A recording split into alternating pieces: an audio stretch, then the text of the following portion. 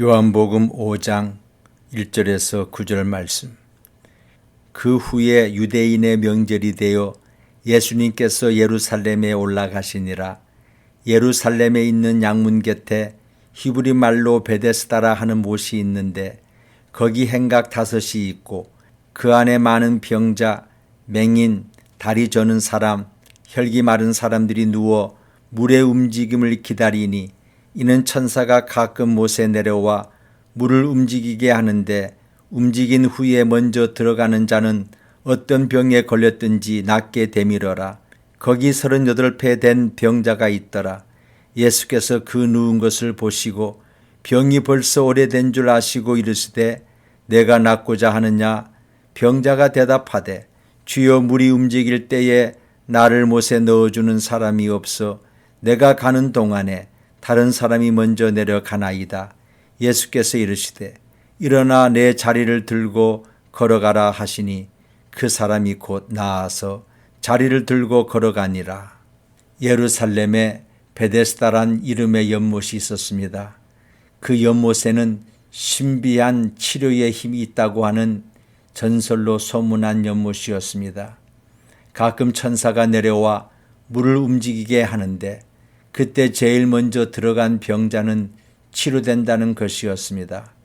연못가에 병자들이 대기하는 집 5채가 있었고 그 집 행각에는 언제나 병자들로 가득 차 있었습니다. 그 속에 38년 된 병자도 누워 있었던 것입니다. 그는 한마디로 소망이 없는 사람이었습니다. 연못에 넣어줄 친척도 친구도 없습니다. 병자들 틈에서 죽기만을 기다리는 사람입니다. 그가 연못 물가까지 몸을 끌며 갔던 때가 수도 없이 많았습니다. 하지만 그때마다 다리가 민첩한 사람이나 도와주는 사람들이 있는 다른 병자가 한 발 먼저 연못에 들어갔습니다. 언제나 다른 사람이 그보다 먼저 물에 들어갔습니다. 그의 희망은 그때마다 꺾이고 말았습니다. 바로 그때 그 병자에게 예수님이 나타나 말씀하셨습니다. 내가 낫고자 하느냐?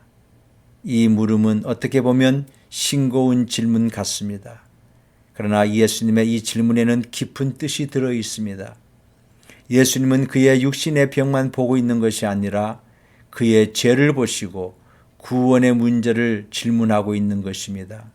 그래서 예수님이 이 사람을 성전에서 다시 만났을 때 보라, 내가 나았으니 더 심한 것이 생기지 않게 다시는 죄를 범치 말라고 죄와 연결시켜 말씀하신 것입니다. 예수님께서 우리에게 물으십니다. 내가 낫고자 하느냐? 이 질문은 죄를 사함받고 새 사람 되기를 원하느냐 하는 말과 같습니다. 많은 사람이 죄 문제를 심각하게 생각하지 않습니다. 또 이 질문이 갖는 의미는 구원은 본인의 간절한 희망이 있어야 한다는 것입니다. 제가 낫기를 원합니다 하는 간곡한 바람이 있어야 합니다. 본인이 바라지도 않는 구원을 하나님이 일방적으로 주지는 않습니다. 이 불행하고 절망적인 병자를 해결해 주시는 예수님의 3가지 명령이 8절에 기록되었습니다. 일어나 내 자리를 들고 걸어가라. 이것은 오늘 우리에게도 주시는 명령입니다. 첫째 명령은 일어나라는 것입니다. 이상한 명령입니다. 38년 동안 일어날 수 없는 자에게 불가능을 명령하셨습니다. 하나님은 가끔 우리가 할 수 없다고 생각하는 일을 명령하십니다. 그러나 놀라운 것은 성령의 도움으로 믿는 자는 해내는 것입니다. 일어나라는 명령을 받았을 때 그 병자가 일어날 수 없다고 생각했거나 상식 밖의 말이라고 무시했다면 그의 병은 낫지 않았을 것입니다. 그러나 그가 말씀대로 안 될 일도 해보았을 때 기적이 생겼습니다. 둘째 명령은 내 자리를 들라는 것이었습니다. 여기서 자리는 낡은 옛 생활을 가리킵니다. 이 병자는 38년 동안 그 낡은 자리를 의지하고 살아왔습니다. 그 자리가 가까이에 퍼져 있으면 다시 그리로 돌아가려는 유혹이 강해집니다. 그러므로 자리를 거두어 버리는 것은 낡은 옛 생활, 묵은 습관, 죄된 삶으로 다시는 안 돌아감을 뜻합니다. 예수님을 따르려면 낡은 옛 생활을 버려야 합니다. 예수님은 손에 쟁기를 잡고 뒤를 돌아보는 자는 하나님의 나라에 합당치 않다고 말씀하였습니다. 셋째 명령은 걸어가라는 것이었습니다. 이것은 행동을 뜻합니다. 옛 생활을 끊는 것만으로 충분치 않습니다. 이제 믿음의 활동이 필요합니다. 불만 대신 봉사하고 비평 대신 사랑하며 주님의 몸된 교회를 위하여 몸과 마음을 다해 섬기는 행함이 있어야 합니다.